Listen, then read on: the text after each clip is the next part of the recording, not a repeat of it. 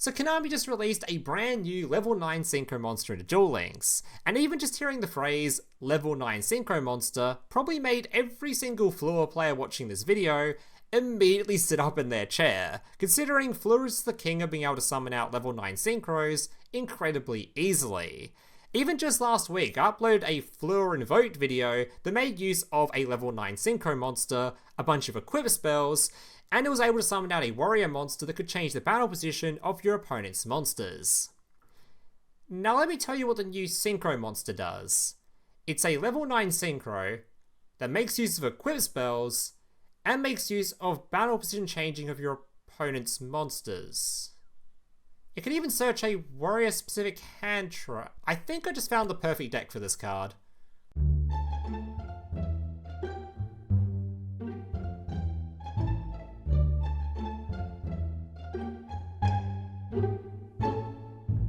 So here's today's deck list. Now just a reminder before I get to the deck list, if you guys are enjoying today's video and want to see some more content just like this in the future, or more videos from me in the future, please don't leave a like and consider subscribing to the channel down below.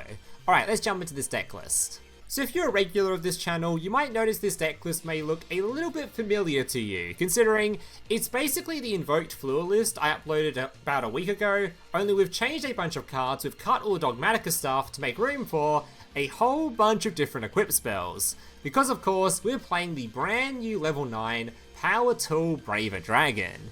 This card, when it is special summoned, can equip up to 3 equip spells straight to it. Then, as a quick effect, you can send one of your equip spells to the graveyard to target one effect monster on the field, either change its battle position, or you can negate its effects. So it's either a battle position changer, or a quick effect negate, which is very important when you have a spell card like Life Extreme equipped to it, which whenever a card changes battle position on the field, you can pop a card on the field. Again, very important, because this card is really good against skills, like if your opponent's playing the hero skill, puts a monster on field from the skill, tries to flip face up, that's a battle position change, Life Extreme can pop it. We've also got, of course, the Invoked Abrasion, which is on your end field. This thing just flips things face down, of course, changing battle positions, which again can trigger this effect to pop cards on field. It's just a very powerful card, and it's just easily searched for off of your Power Tool Braver Dragon. Also keep in mind, if your opponent tries to swing into your monster, you can actually reduce the attack of the monster trying to battle it by 1500 as well. So this thing is actually deceptively large whilst this thing is equipped to it. Then of course we have the other newer cards in here. I think there's 2 more new cards. There's actually only 1 more new card, and that is your Battling Boxer Chief Second.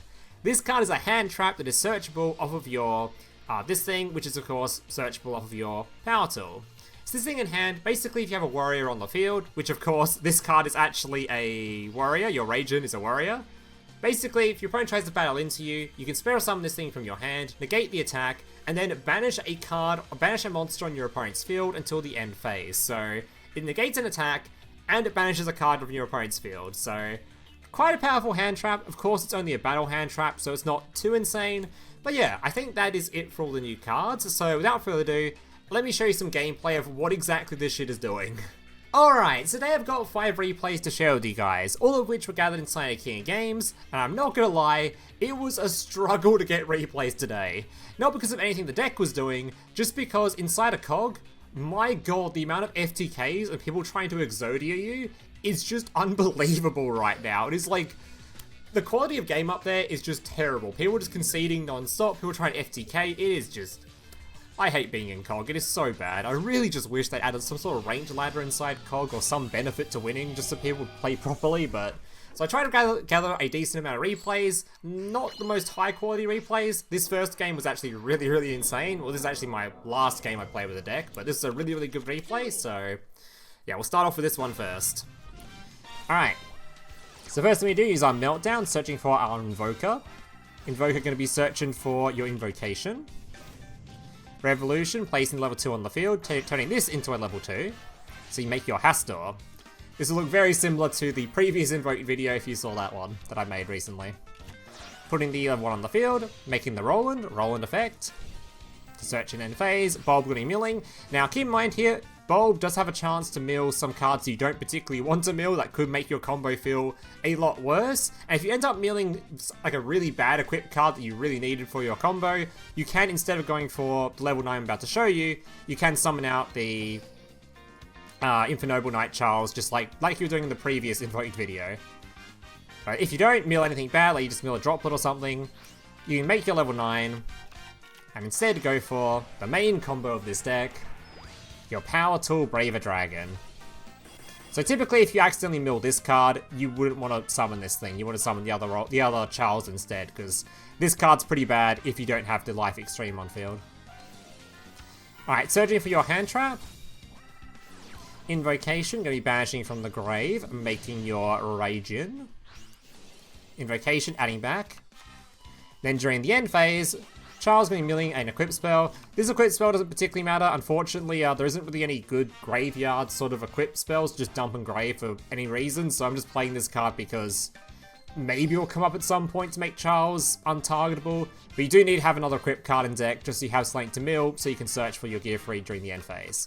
And this is your end field. So you've got a copy of your big power dragon thing. You've got your Raging on field. You've got your Life Extreme. You've got this dude in hand for follow-up. And you've got another hand trap. And you've got Alistair for a potential attack boost. So if you don't know what this stuff does, basically, whenever something changes battle position, Life Extreme can pop a card on the field, which is really good against skills, because your opponent, of course, uses a skill to place something on field. Try to put it face up, you can pop that card. You've got your Power Tool Dragon, which of course is a negate, or it can change the battle position of a monster on field, which could trigger the effect of Life Extreme. We've got your Flipping Face Down Raging, which again can flip something, meaning you can change the battle position, which triggers the effect of the Life Extreme. So, plenty of ways to be able to use this thing to pop a card. Flip face down, negation, had an extra spell and trap card slot available for a droplet or something, and an attack boost, follow up, and a hand trap where if my opponent tries to swing into me, because this card is actually a warrior monster, I can make it so that I can negate the attack, special summon it, and banish a card on the field until the end phase. Also, if my opponent has a Super Poly or a Kaiju to try to get rid of this card on the field, I don't actually know if heroes are playing the Earth monster for Super Poly, but just in case they are, you can send this to the graveyard because this card will go to grave, this go to grave, and you'll summon the Mortal Phoenix gear free from hand, to then equip the level 5 in graveyard to it, so you have a monster negate on field. So, there's a lot here. It may not look like a whole lot, but there's actually a lot going on. Alright. Alright. That took way too long to explain that entire end field, but there is so much on it that it's deceptively small looking for how much you actually get out of it. Alright. Opponent's going to do a polymerization. I'm surprised he didn't just start off by super polying the Raijin here. Or Raijin.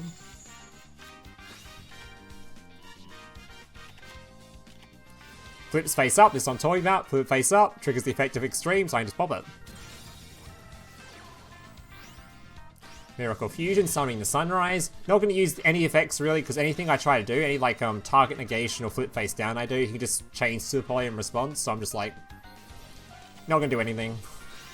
I'm going to droplet though, making sure to send at least a spell card, because he's going to destroy my spell cards anyway. And sending a spell card is great, because now he can't super poly in response. Negate and everything. Alright, changing power position, popping a card on field, triggering the super poly. Great Tornado Dragon. Not going to be negating that because I don't really care too much. Gear free on field, now he's just dead because I summon Alistair. Alistair can now go search for the invocation. I can make Purgatrio. I could even make the other card, the other fusion monster that pops a card on field. Once I had this card on field, my opponent has no disruption left. So I can just go battle phase, swing in, trigger the effect of this, negate it, and that's his only interruption for the turn. Because this card's once per turn, so I can even suck up one of them and yeah. Because Gear Free can just negate this thing's effect. So my opponent conceded, and he's dead. And of course, Purgatrio with 4,900 attack could attack everything on the field once, so yeah, he was very dead. Alright, so that was a very long replay, but I won't explain the end field for the rest of the replay, so I think you guys probably understand what it does now.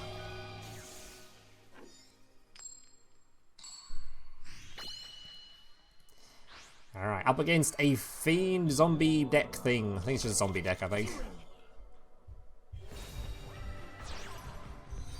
Alright, Linkariba, putting this in graveyard. This, of course, gets the ruined version of the zombie.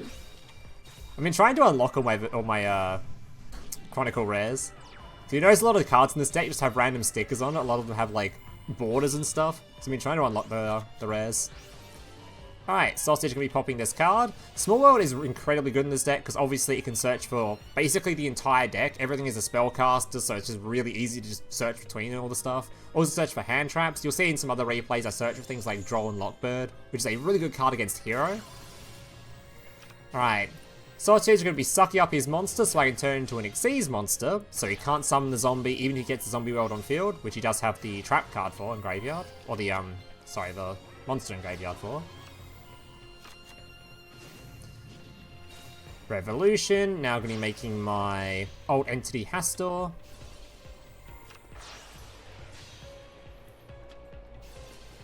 Alright. A lot of people forget that Hastor is actually a removal source as well, like a negate effect. Because Hastor going to the graveyard could just equip to my opponent's monsters and negate them if he has Sling on field. So it's pretty good against decks where you're worried about something, one of your main monsters being negated, because you send Hastor to grave. He's just going to grave anyway, so you might as well just negate something with it. Does actually come up. Alright. And let's see if our opponent can somehow break this. Zombie World on field. He's going to summon out Skull. We're going to try to negate this with the Brave Dragon. Unfortunately, our opponent actually has a Droplet. So he does manage to get this on field, but... yeah, that's... yeah. This has another effect as well, by the way, where it just reduces attack if your opponent tries to swing into your monster, and, yeah. Alright, moving on from that guy. 3 more replays to go. Yeah, so whether or not this deck's actually good, unfortunately, I think it's just not that great against Hero going first. Going second against Hero, you're probably more than fine most of the time. Especially if you just have a Small World or a Floor to, or access to Floor somehow. Just makes things really easy. You also have, obviously, the normal summon any monster, threaten to make banish 3 cards on field Trishula. So, it's probably fine going second. Going first, though, it's really hard to win. You did see in that first replay, I did beat a Hero player going first. But I didn't draw that Droplet. Yeah. But you also have things like Small World search for things like Joel and Lockbird, which is really good against Hero when they're trying to do their going second plays. Like, it's very good versus that stuff. Basically, if they ever use a copy of E, they can't search for the rest of the turn, which is great. But, yeah, I think Hero is just way too strong right now, and trying to compare every deck to Hero is probably not a good idea anyway. Because against, like, every other deck in the game, this deck is completely fine. Even against, like, Predaplant, it's probably fine. It's just Hero is just... you know... such a pain in the ass. Alright. I don't think I've got any replays showcasing the this hand trap. It's a very good hand trap. It's obviously a battle hand trap, so it's not like incredibly insane, but it's a very decent card. Definitely keep you alive. If you kept alive, you see how much stuff you got in hand. You got Gearfried and Alistair in hand for follow-up, so you got plenty of stuff to follow up if you just survive. I also just love that this card happens to be a warrior. Alright, so you saw there that I used Small World at some point. I forgot to mention it. I used Small World to banish this dude, the Crow, which gives me the Lockbird. Crow's in here as a bridge for a lot of cards. It's also a great bridge for the Necrofleur, because you can use Necrofleur, bridge with Crow to search for Sling in your deck. So... oh yeah, I flipped this thing so you couldn't do anything. I saw it was Monarch, so I was pretty certain drawing Lockbird versus Monarch basically kills the entire deck. I flipped this face down thinking that I was changing the battle position, but of course it was already in defense, so I didn't trigger the effect of this to pop a card. I should have used this thing's effect to get rid of this to pop a card. Not that it matters, he uses Punishment, which does actually wipe the field, but doesn't really matter. We've got 2 lots of follow-up here. He's just dead as hell. And he knows it, so he just concedes. He's already seen what's in my hand from when I searched for it. Alright, up against, I think, Blue Eyes with this one.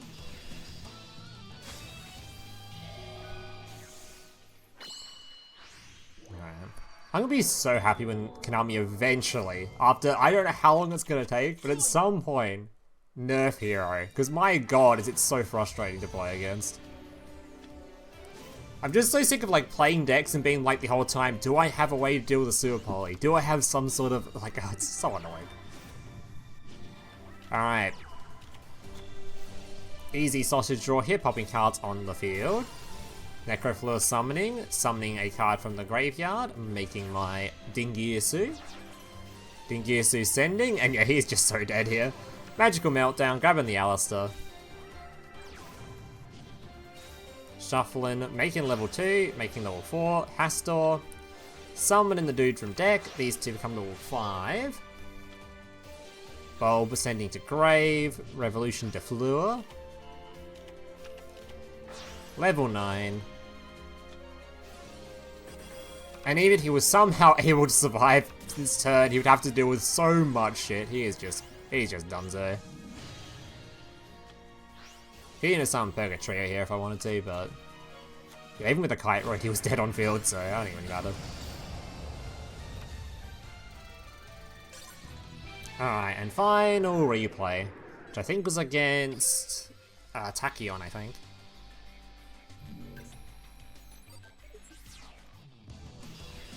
Yeah.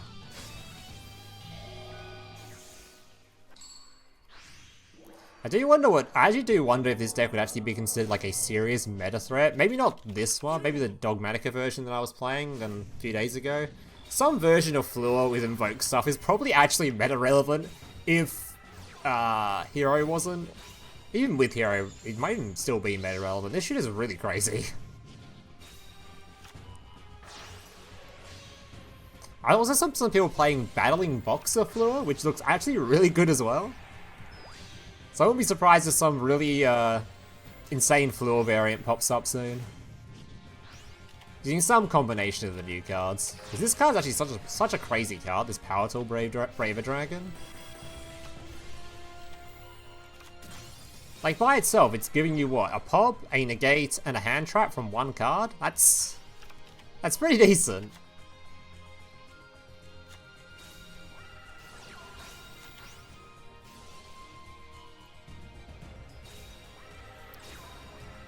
Of course, the hand trap is only good in warrior decks.